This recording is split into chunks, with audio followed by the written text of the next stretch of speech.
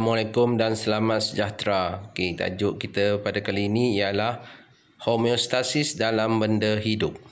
Okey, apa yang dimaksudkan dengan homeostasis? Okey, pengekalan keadaan persekitaran dalam badan sesuatu organisma.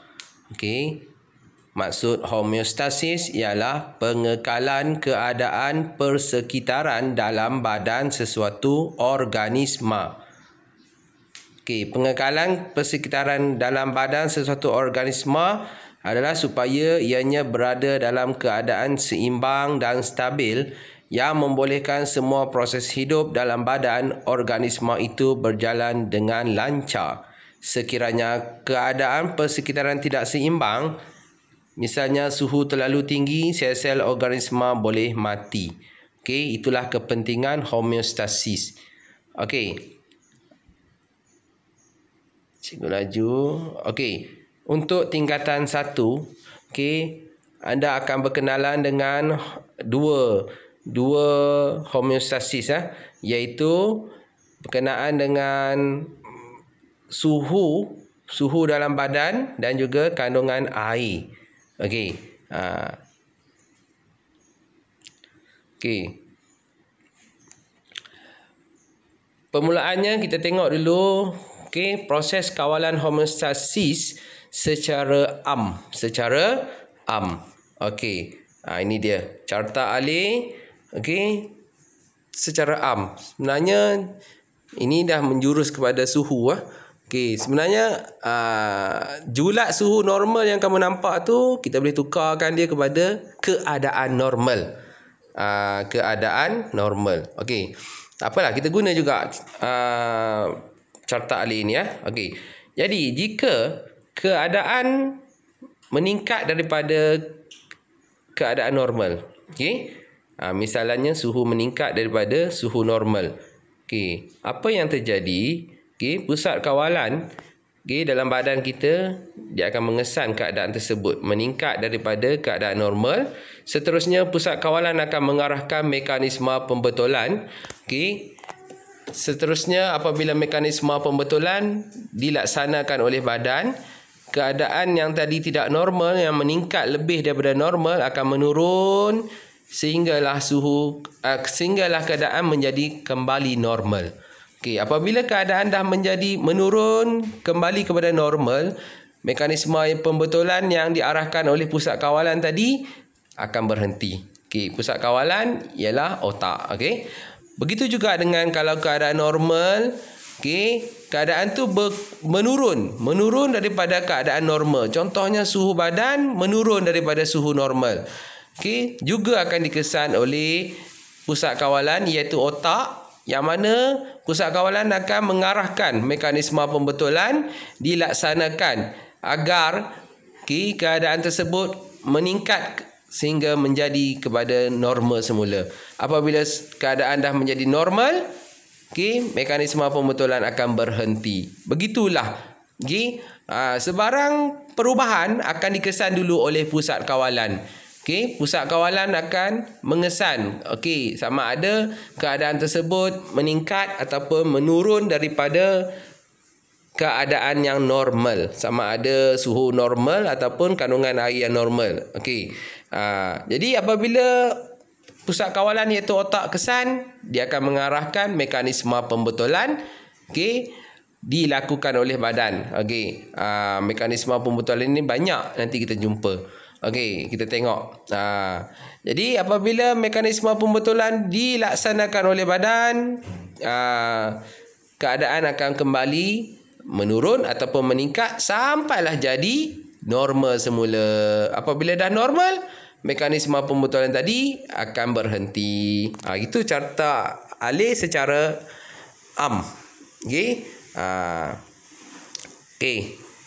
Sekarang ni kita nak tengok kepada kawal atur kandungan air dulu. Kandungan air. Sistem yang terlibat dalam kawal atur kandungan air ialah sistem perkumuhan. Kita dah belajar sistem sebelum ni. Dan sistem endokrin. Sistem perkumuhan ni, tengok balik sistem ni melibatkan organ apa. Dan sistem endokrin. Sistem endokrin ni melibatkan hormon lah. Okey, antara organ yang terlibat ialah ginjal dan otak. Okey. Seterusnya, ini dia. Okey, apabila keadaan air dalam badan kita meningkat melebihi paras normal. Okey, mungkin disebabkan oleh kita minum air terlampau banyak. Okey, contohnya bulan puasa kita minum air terlampau banyak, okey, dahaganya ditekak. Tapi kita minum. Mungkin bukan disebabkan oleh dahaga lagi dah akibat nafsu. Minum. Okey, jadi paras air pun meningkat dan keadaan ini akan dikesan oleh otak, iaitu pusat kawalan. Yang mana otak dia akan mengarahkan badan kita melakukan mekanisme pembetulan. Okey, tapi bahagian badan mana yang otak akan arahkan? Okey, yang pertama, otak akan merangsang rembesan sejenis hormon supaya ginjal menambahkan penghasilan air kencing. Jadi, ginjal akan menambah penghasilan air kencing. Bila dah hasilkan air kencing yang banyak, kita buat apa? Kita kencing lah. Bila kencing, apa yang keluar? Mestilah air.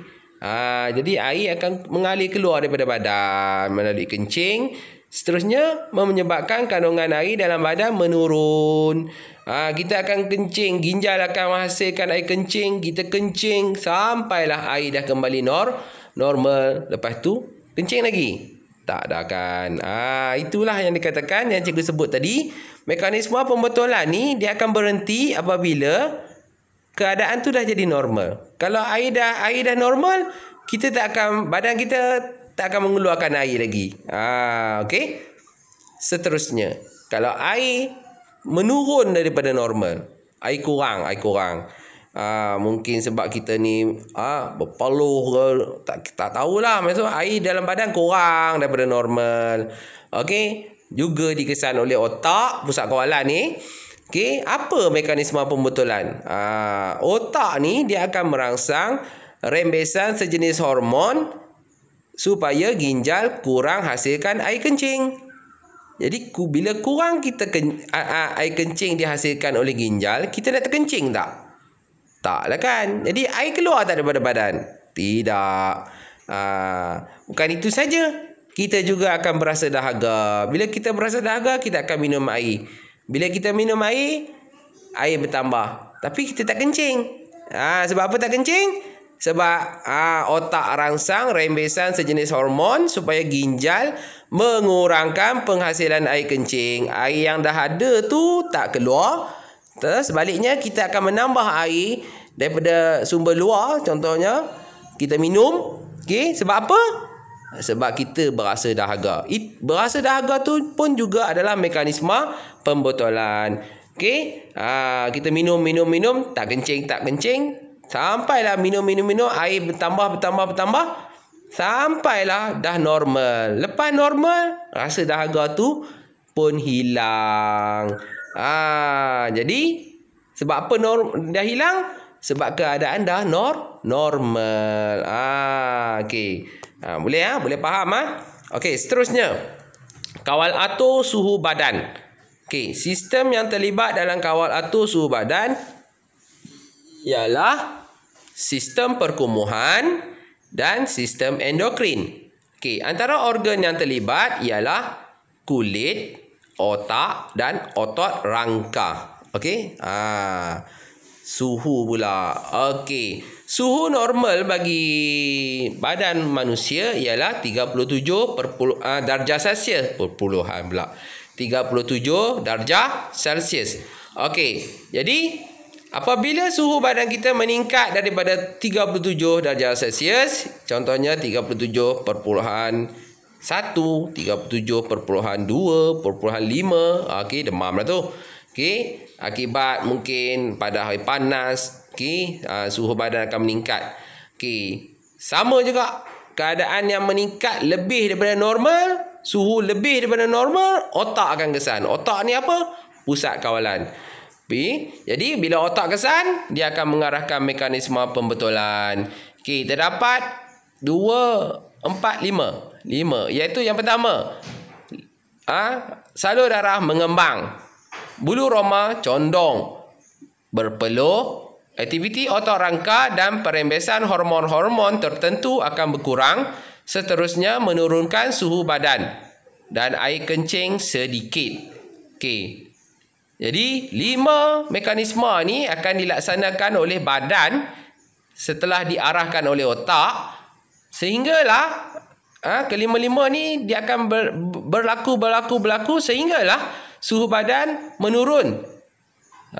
Sehinggalah ke 37 darjah Celsius semula. Apabila dah mencapai 37 darjah Celsius, salur darah dah tak berkembang lagi, bulu roma dah tak condong lagi, kita dah tak berpeluh lagi, otot rangka dan perembesan hormon-hormon tertentu tak berkurang dah. Air kencing pun dah tak sedikit dah. Nampak? Okey. Cikgu akan terang lebih lanjut tentang ni. Sekarang ni cikgu nak pergi pula kepada kalau suhu badan kurang daripada normal. Suhu normal 37. Jadilah 34 ke. Okey. Turun. Sebab apa? Pada hari sejuk, suhu badan akan menurun. Keadaan suhu badan, suhu dalam badan, bukan suhu luar, suhu dalam badan ni yang kurang daripada 37 darjah Celsius akan dikesan oleh pusat kawalan, iaitu otak. Okey, yang mana otak akan mengarahkan mekanisme pembetulan. Okey, iaitu yang pertama, mekanisme pembetulan yang terlibat ialah yang pertama, salur darah mengecut, bulu roma menegak, kita kurang berpeluh, otot rangka akan mengecut dan mengendur secara aktif dan menyebabkan seseorang menggigil supaya meningkatkan suhu badan. Pada masa yang sama, hormon tertentu akan dirembeskan untuk meningkatkan metabolisme badan. Jadi, keempat-empat mekanisme pembetulan ni akan berterusan berlaku sampailah suhu badan meningkat, mencapai kembali 37 darjah Celsius dan mekanisme pembetulan akan berhenti. Okey, jelas Okey. Jadi ini penerangan secara detail. Kejap cikgu tengok. Okey, sempat. Cikgu nak habiskan dalam video yang ni. Okey, di mana? Okey, di sini. Okey. Apabila suhu dalam badan kita ni, suhu persekitaran ni, persekitaran dalam suhu persekitaran dalam badan tinggi. Okey. Kelenjar peluh menghasilkan lebih banyak peluh bagi menyejukkan kulit apabila peluh tersebut tersejat. Bila suhu dalam badan kita ni tinggi, kita akan berpeluh. Kemudian bulu roma akan condong. Okey, akan condong untuk mengurangkan udara terperangkap pada kulit supaya haba mudah dibebaskan. Okey. Nanti cikgu akan terang pasal udara ni lebih lanjut dekat suhu rendah. Okey, tak apa. Untuk yang ketiga, salur darah mengembang. Okey, mengembang ni menjadi besar dan salur darah ni akan mendekati lapis kulit. Okey, yang mana keadaan salur darah mendekati kulit, okey, akan menyebabkan darah pun dekat dengan kulit. Jadi, yang mana dalam darah pun haba akan mengalir melalui darah. Okey, jadi haba boleh dialirkan keluar daripada badan. Okey. Seterusnya,